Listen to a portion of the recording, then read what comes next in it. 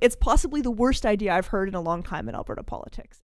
So as the current PC cabinet apologizes for the past, PC leadership candidate Jim Prentice made an announcement today that would significantly shake things up for the future, it sounds like.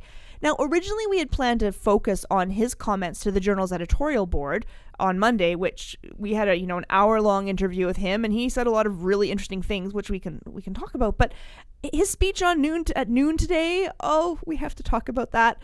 Now, this was billed as a speech about ending entitlements and restoring public trust. Anyone want to give the Coles Notes details for people? Because I don't think I can do it without simply ranting. Well, when he launched his campaign, he's talked, at length about needing to end entitlements, and a Jim Prentice government would end entitlements and clean up government. And so today he came out with this policy announcement saying that he would, if he becomes the next premier, introduce an accountability act to the legislature that would limit MLAs, members of the Legislative Assembly, to 3 terms and limit premiers to 2 terms. This raises lots of questions, obviously, just about term limits. So many questions. That then there were a few other pieces of this sort of policy that he announced. He also said he would increase the cooling off period for former political staffers and politicians. Right now it's at 6 months. But yeah, obviously the term limits announcement is the one that's been getting quite a lot of attention because some people are suggesting that it's not really constitutional. I don't think it is constitutional. The mere mention of this phrase, term limits, it really does cause my head to explode because I think it goes against the principles of how we do government in Canada. So why on earth would any smart politician want to walk down this road? Tell me. I think one of the issues that comes up is over and over again, the criticism that keeps popping up around the Tories is they're tired, they feel entitled, they've been in power too long. So this is, to some extent, an answer to that. We are going to renew ourselves essentially by ensuring that no one is in power too long ever again, because they will only ever have 2 term limits as premier and 3 limits as an MLA. I think that this is partly about appearing to renew the party, appearing to renew the legislature. It's a bit of, there are some people who appear to be tired. We will give them a rest. Right. He did talk about that in the editorial board with us. He spent some time talking about renewing the party, and I think he spent a bit of time talking about that and wanting to bring some new blood in. He didn't give us very many details. He certainly didn't give any names. No. But he did spend some time talking about that, about wanting to bring some new blood into the party. Did he go into the speech anymore, Miriam? Like, how new does he want the blood? Well, there's an interesting piece in this.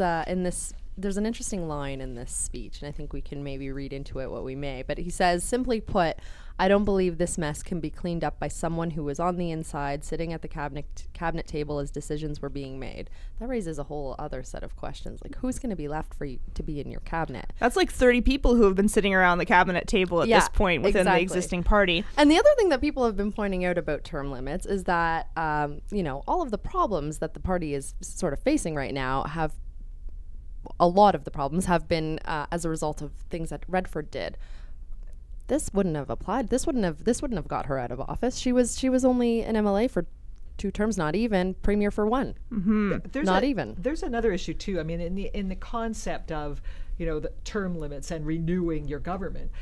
Realistically, there is kind of a catch-22 in that. It's fine for a guy who's 57 or 58 years old, like Jim Prentice, to say, I would only serve for 2 terms. He's then retirement age. If you really want to renew your party and you want somebody to come in there who's some young whippersnapper of 35 or 40, that means that by the time that they're pitched out, they're still in basically their work life.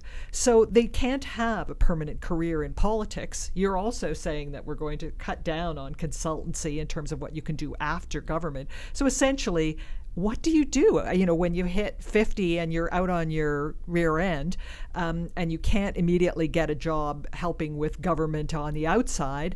I mean, theoretically, somebody may pick you up, but what if not? Then you're kind of in limbo.